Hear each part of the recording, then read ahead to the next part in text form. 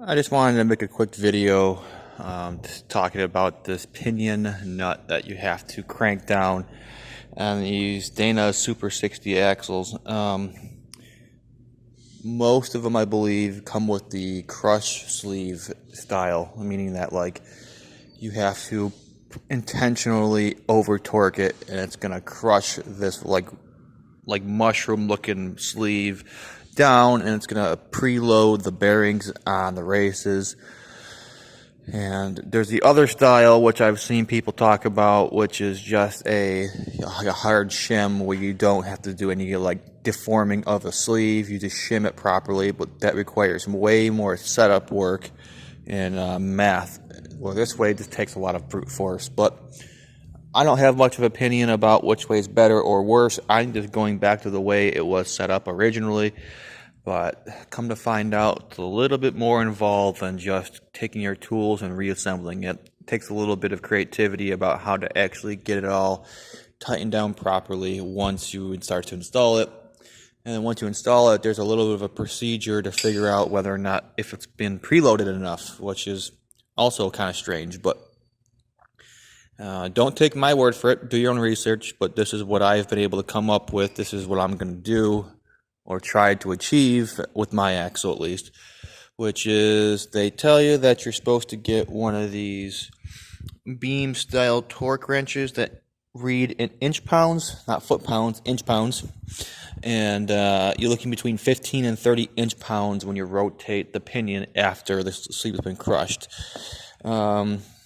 So a couple things I want to talk about still, but we're just going to move past the first couple topics quickly so I can talk about the more important part of it, which is the tools you need. But anyway, so as you can see, as I turn it, it's going to give me a reading, and we are only about, 5 inch pounds. Let's go back the other way. Yeah, about 5. So not nearly preloaded enough.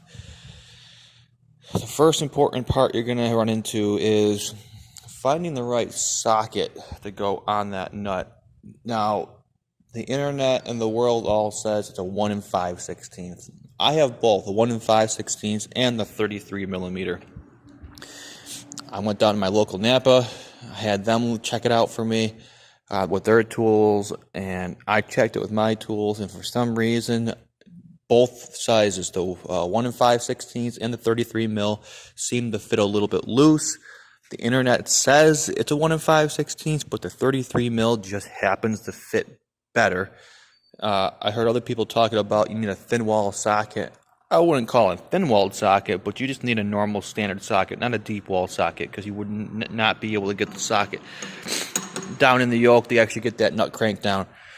So once you get the right socket and you get your little beam meter to read how much inch pounds, not foot pounds, inch pounds it takes to turn over that pinion, then you can proceed to figuring out how you're going to tighten it down. Well, what I did was to get it started, I just tapped in with a rubber mallet as far as I can go, and then I proceeded to take my Milwaukee with a full battery and start hammering it in with the Milwaukee impact.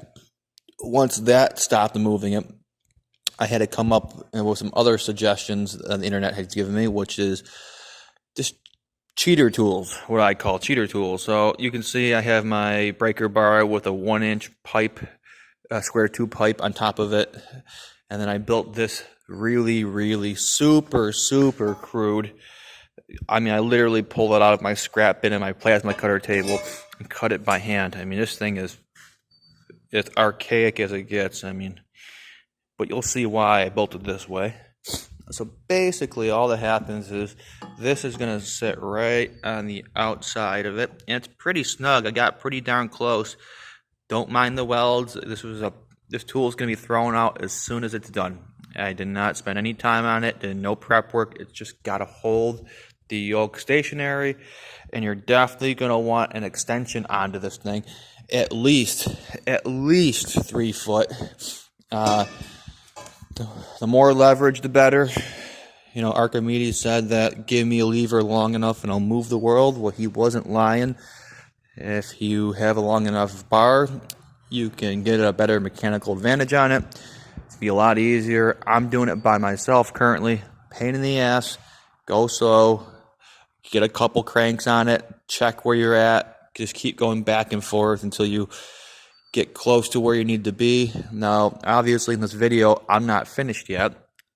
I'm still working on it, but I just wanted to take a quick moment to just give you guys a little bit of insight what you might run into as far as trying to get this pinion tightened down and get your preload correct on your pinion.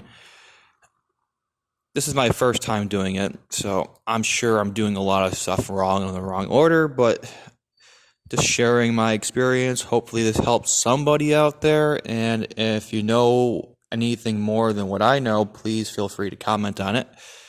But yeah, hope this helps.